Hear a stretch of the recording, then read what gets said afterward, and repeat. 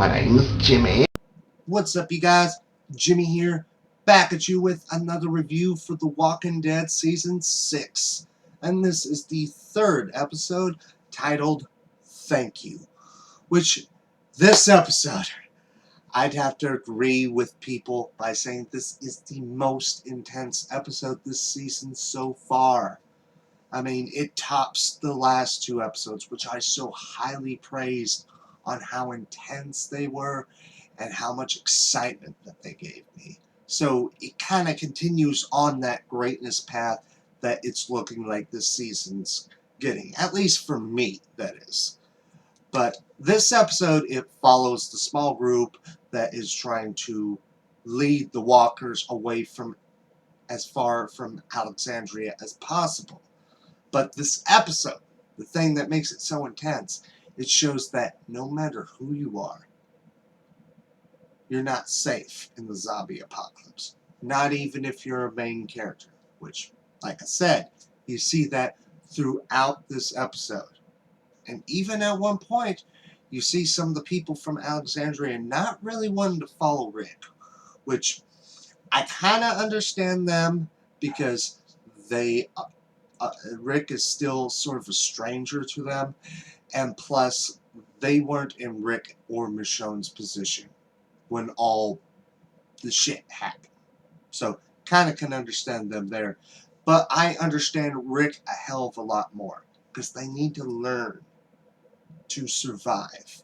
Otherwise, they are going to die way sooner rather than later. That's the way I see it. Yeah, and Rick, with his little bit of being wise to them on this apocalypse, he has made perfect sense. But in the episode, you kind of see them sort of split up. Rick kind of went on his own way because the people wouldn't be able to catch up. But Glenn and Michonne stay behind on those people, make sure they get through it. Yeah, and you see kind of Nick sort of stepping it up in this episode. But, I think sort of, in a way, in last week's episode, he kind of redeemed himself a little. But he still caused people's lives. And I'm talking about more than just Noah's. Talk about him and the other kid. All the people that they caused to die because of their fear. Which, at one point in the episode, you see Michonne giving one of the people that were bitten hope. Which I have to say, hope is a good thing in the zombie apocalypse in general. Because hope is what makes people just go and carry on.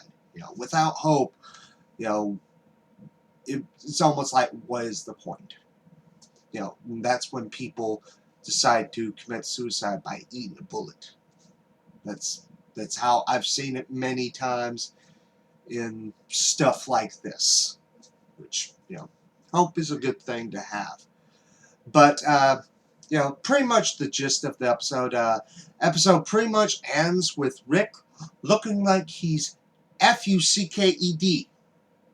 It's not shown what happens to him, but it shows him being fucked. And that is pretty much the gist of the episode. Which, I guess you could say this episode takes place pretty much at the same time as last week's episode, just like last week's episode partially took place at the same time as the premiere. So, that is pretty much the gist of this episode. Like I said, loved it. Loved it even more than the last two episodes.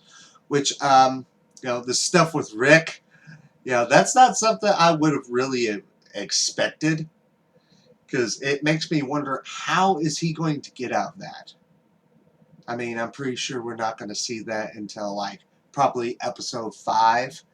And another thing I want to talk about from the episode, and this is a major spoiler alert if you have not watched the episode, so here's your chance to stop this video, watch the episode, and then come back. Towards the end, when Nicholas blew his brains out and him and Glenn fell, people are talking about that. Oh my god, Glenn's dead. The way I see it, I don't think Glenn is really dead. Yeah, and I'm doing this based on facts. One thing, Nicholas fell on him. And next thing, when Glenn was sort of screaming and yelling, it didn't look like the sort of yells that you would see or the sort of facial expression you would see if you were eaten alive. It just didn't really fit. The way I see it, Nicholas fell on top of him, and for the fact that Nicholas was on top of him, the walkers are going to totally ignore Glenn. That's the way I see it, but based on the previews, we're probably not going to see it until episode 6. Or 5. Yeah, 6. Oh, wait, no, 5. I don't know why I got mixed up with 6. Because it looks like next week's episode is going to be a little bit more of a backstory on Morgan. Probably where he got to the point that he was back in season 4 for his small appearances. That's what I figure next week's episode is, which, Morgan, on these characters that have barely appeared in the show, he is my favorite. But, when it comes to character in general, of course, just like everyone loves, I love Daryl. And before that, it was Dale.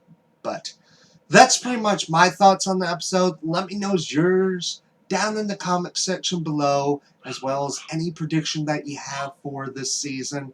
And don't forget, there will be a 90-minute episode for next week's episode. So, you got even more Walking Dead. So, as always, my name's Jimmy, and until next time, bye.